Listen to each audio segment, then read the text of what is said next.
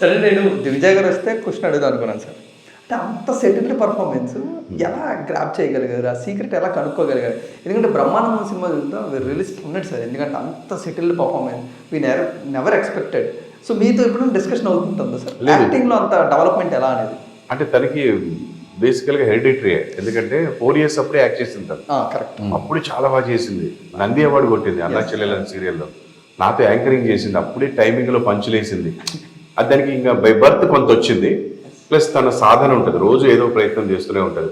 ఇప్పుడు తమిళ్ నేర్చుకోవాలంటే మొన్న 1 weekలో తమిళ్ నేర్చుకుంది, ఫ్లూయెంట్గా మాట్లాడగలుగుతుంది.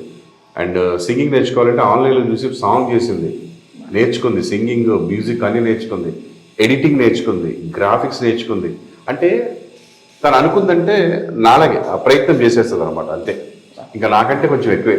నేనన్నా కొన్ని టెక్నికల్గా భయపడి వదిలేస్తాను, కానీ తను అన్నీ నేర్చుకుంటుంది. ప్రతిదీ మాకేదైనా చిన్న పని కావాలన్నా తనకే చెప్తాను. టెక్నికల్గా కంప్యూటర్స్ కానీ ఫోన్లలో కానీ కావాలంటే వాళ్ళకే చెప్తాం.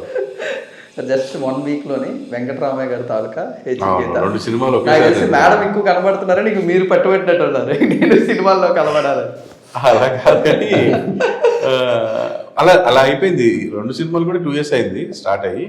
2 ఒకేసారి ఎందుకు 1 week తేడాలు వేసేసారు ఇద్దరు వీళ్ళు వాళ్ళు. కొన్నిసార్లు జరుగుతూ ఉంటుంది.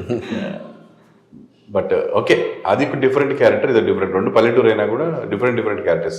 అది వచ్చి మొత్తం కుటుంబ కథా చిత్రం, ఇది వచ్చి ఒక మెసేజ్ ఓరియంటెడ్ ఫుల్ ఫన్తో సాగుతూ మీకు ఆ సినిమా ఫస్ట్ హాఫ్ అంతా ఫన్తో వెళ్తుంటుంది. సెకండ్ హాఫ్లో గొప్ప పాయింట్ టచ్ చేశాడు తను. అంటే ఇందులో రైటింగ్ స్కిల్స్ చాలా ఎక్కువ ఉంటాయండి ఈ సినిమాకి. అంటే ఆర్టిస్టులు జస్ట్ వెళ్ళి ఆ రాసిని చెప్పొస్తే చాలా వాళ్ళకి పేరు వస్తుంది. అంత బాగా రాశాడు తను.